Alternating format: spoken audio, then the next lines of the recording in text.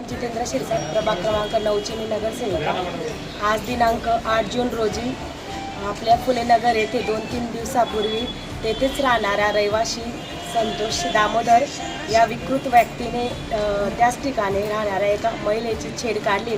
छेड म्हणजे त्या महिलेला खूप खालच्या लेवलचा असेल असं हा कृत्य करून तिच्या म्हणजे मनाला स्पर्श होईल अशा भावना त्याला व्यक्त करून दिलेल्या आहे। त्याच अनुषंगाने आम्ही आज एक नगरसेविका म्हणून नाही, आम्ही एक महिला म्हणून आम्ही सगळ्या महिला एकत्र आलेलो आहे आणि आज आम्ही यांचा निषेध करण्यासाठी मोर्चा काढलेला आहे। मोर्चाची रूपरेषा भीमनगर येथे डॉक्टर बाबासाहेब आंबेडकर यांच्या पुतळ्याला माल्यार्पण करून कलेक्टर ऑफिस आणि एस पी साहेबांना आम्ही निवेदन देणार आहे। आमच्या मागण्या अशा आहे की ज्या माणसाने कृत्य केलेले त्याच्यावर कठोर कारवाई करण्यात यावी व त्याला लवकरात लवकर अटक करण्यात यावी व अशा गावगुंडांचा कुठेतरी बंदोबस्त व्हायला पाहिजे।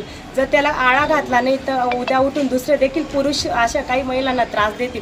म्हणून आमची एकच मागणी असणार आहे की पोलीस प्रशासनाला मला एक प्रश्न विचारायचा आहे। ती महिला 2 दिवसापासून तक्रार देण्यासाठी पोलीस स्टेशनला जात होती, पण पोलीस त्यांना सांगत होते की तुमची तक्रार तेव्हाच घेऊ जेव्हा समोरची पार्टी क्रॉस कंप्लेंट करेल। हा कोणत्या न्याय आहे? पोलिसांकडे न्यायाची अपेक्षा घेऊन ती महिला गेली होती। हे उत्तर एकदम निंदनीय आहे आणि आम्ही पोलीस प्रशासनाचा देखील निषेध व्यक्त करत आहे। आणि मी धुळे शहरातील प्रत्येक महिलाला सांगू इच्छिते की जातपात न बघता ज्या महिलेवर अन्याय अत्याचार होईल आम्ही सगळ्या महिला त्यांच्यासाठी रस्त्यावर उतरून आंदोलन करू।